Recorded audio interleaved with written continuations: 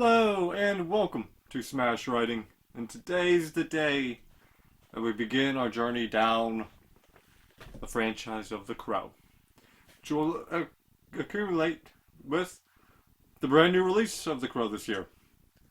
Something that I'm very excited for. I always get hyped, even.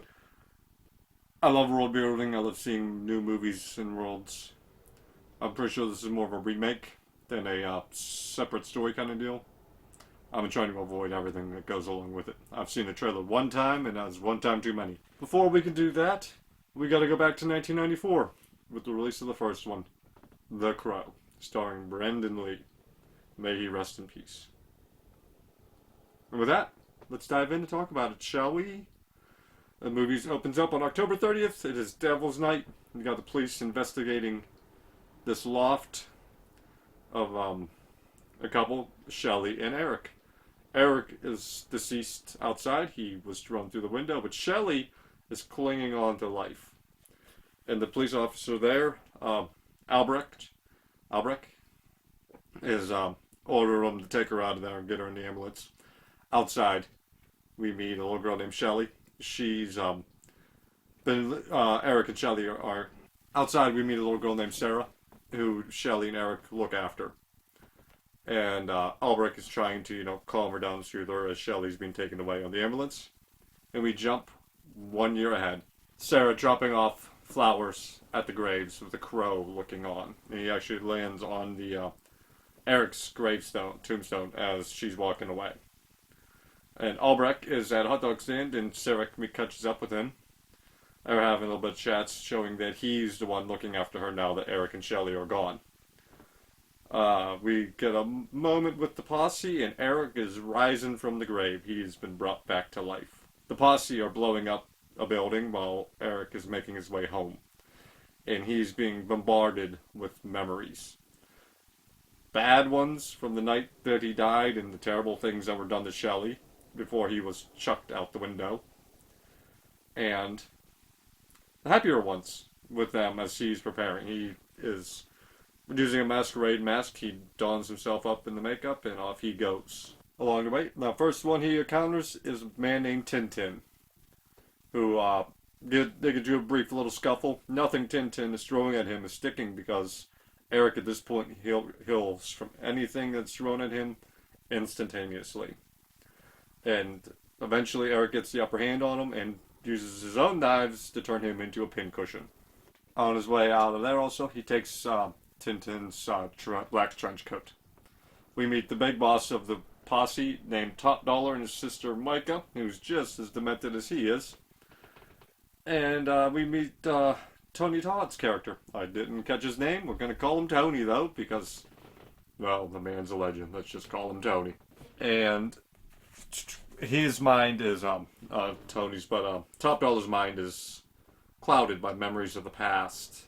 And Micah, there's a dead woman in their bed, and Micah takes her eyes out, showing you just how twisted these two are.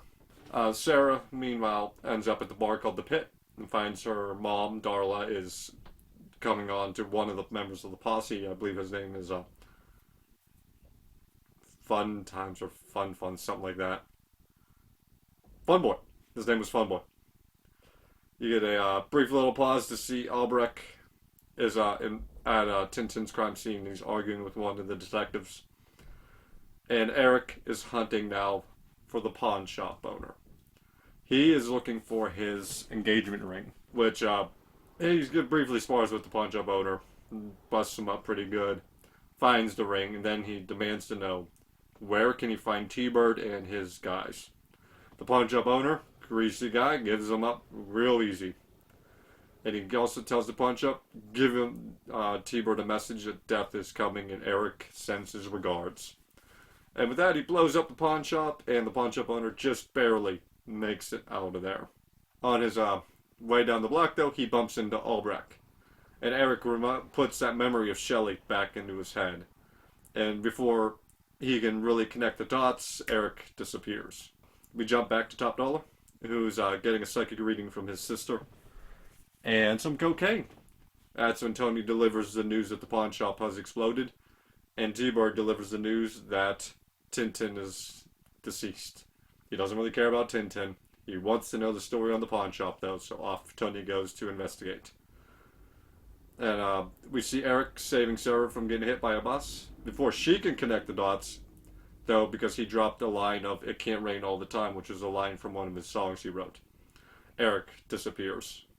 He is back on. Before we get back to him, we got to go back to Albrecht.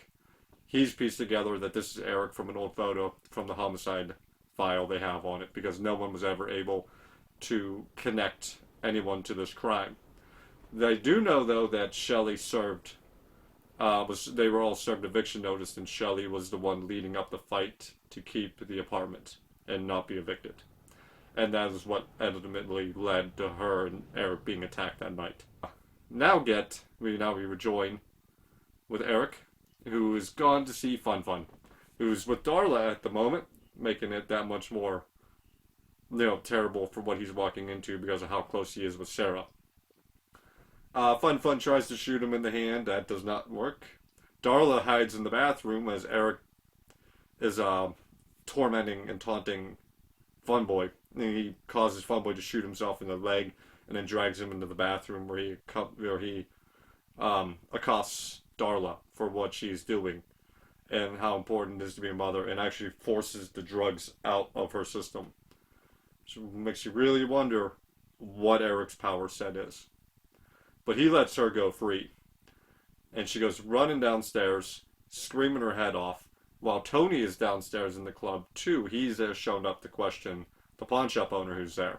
When Tony sees this, he goes upstairs to investigate. He finds Fun Boy is ODing because he's got about 7 or 8 syringes shunted into his heart. And he sees Eric in the window teleporting out before he can do anything about it. Eric then goes to see Albrecht again. He wants to know what happened to them afterwards. And that's when he's told that she survived about 30 hours worth of surgery, but just gave up in the end. She couldn't fight anymore.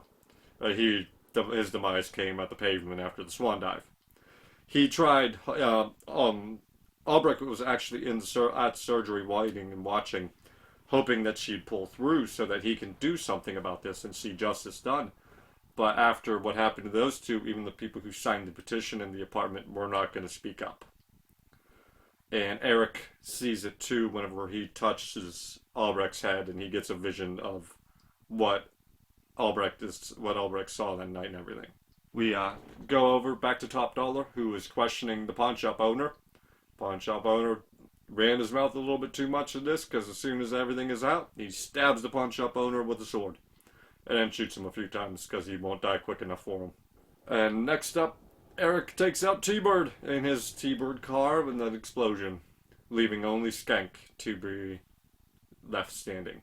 We're going into daytime mode, and Eric's taking a break till nighttime.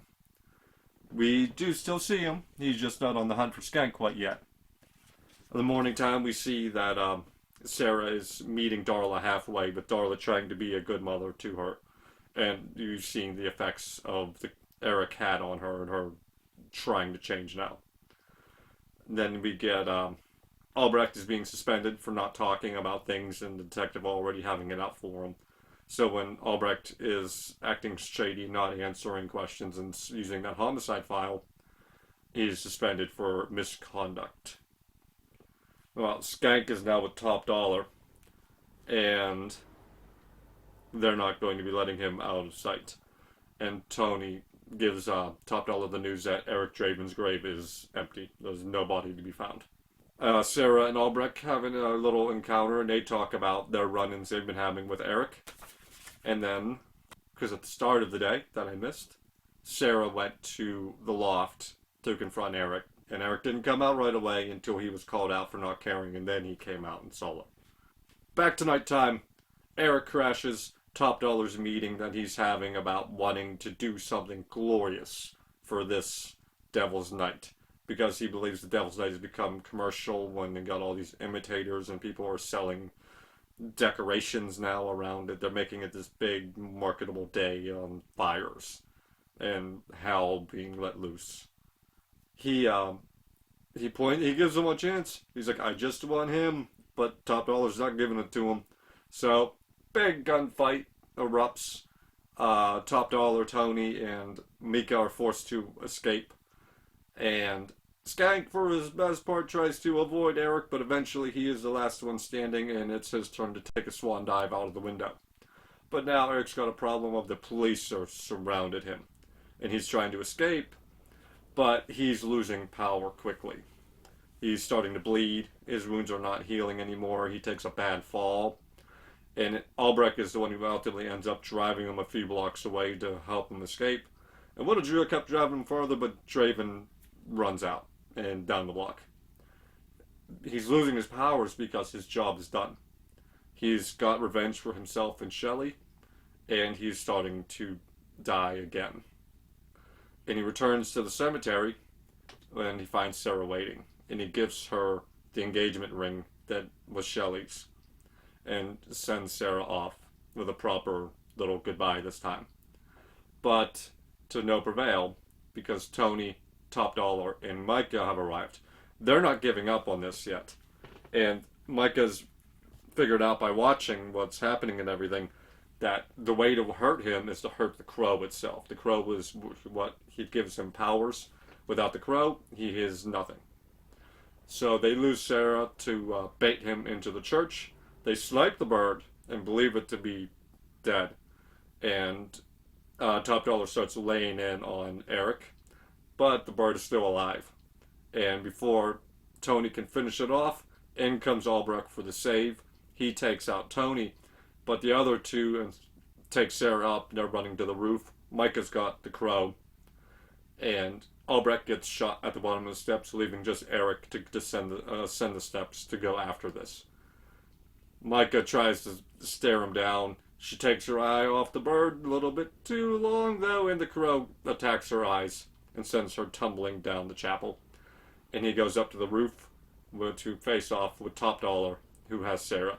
And he tries to throw her off the roof, which distracts Eric long enough for Top Dollar to get the advantage, but eventually Eric gets his hands on the lightning rod and they have a sword fight up on the roof, while Sarah's holding on to the edge of the roof. But eventually, though, Eric gets stabbed in the back with a sword, and that is when Top Dollar confesses to where he was the one who sent the posse after Eric and Shelley, and because everything that happens in town has to go through him first. So Eric counters by giving him the 30 hours of pain that Shelley went through, and all of that is too much for him, and he tumbles off the roof, and he gets impaled on the gargoyle down below. Eric helps Sarah downstairs and leaves her with Albrecht, and he returns to the grave, where he succumbs to his wounds, and Shelley comes and takes him back with her. And the movie ends with Shelley returning to the grave, and the crow was there waiting and returns the engagement ring to her to have for herself. And that is the movie The Crow. Once upon a time, I said that movies that are just fine are the hardest movies to talk about. This fits into another interesting little hole. Because The Crow is such a masterpiece and a classic. When so many people have talked about it, it becomes hard to figure out what else to add. The acting is superb. Brandon Lee and Brandon Lee being this excellent hero, anti-hero, whatever you want to call him. You feel all of the pain and sorrow for what he suffered through, and you want to see him get his revenge.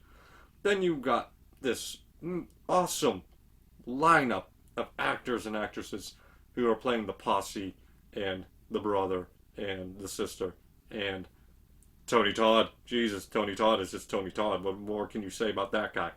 But Michael Wincott, who played Top Dollar, Bei Ling, who played Micah, they were fantastic. Everyone who played the posse was fantastic. This Sarah was amazing. Ernie Hudson, who played Albrecht, was great. Everyone in this movie was fucking fantastic. You can't say anything else. The visuals were great. The fighting sequences were a lot of fun. The deaths of the posse were a lot of fun to watch, and they suffered, and that's what you wanted to see. The sets, the locale, the backdrops, the makeup on the crow. No, Brandon was amazing. It was all so goddamn good. What more do you say? What more can you say? The story was amazing. It was a great intertwining of revenge mixed with the love story and love and loss and the fact that love will prevail with your loved ones because Eric and Shelley will go on living their love in the afterlife while Sarah will carry the story of their love with her. And then you get into the cons, and there weren't even any real cons. Sure, the toxic fandom on this movie is toxic as hell. You can run into a little bit of like what is Eric's power, but being that this is just a first movie from a comic book series, they mixed the powers up really well. And they gave him weaknesses, which is what you're supposed to have in a main character, unlike some fucking writers. But in the weaknesses were compelling too. The fact that you hurt the bird, you hurt him. And the moment his job is done, his powers are gone. He is now dying again. He's returning to the afterlife. So I like that time limit and that variable where he can be hurt if when he finished a job. Top Dollar was not a part of this, but he still had to continue on and fight on even as his power was declining. So even that, no, look on. I mean, it's just S tier movie. Great movie. Just watch it. And I'm really looking forward to going down the line of the Crow movies. Because I've only ever watched Salvation. I didn't watch 3 or 4. So I'm hoping they're good. I'm hoping this new one will be good too. And with that said, have a good day, evening, night, afternoon, wherever you are. And bye-bye.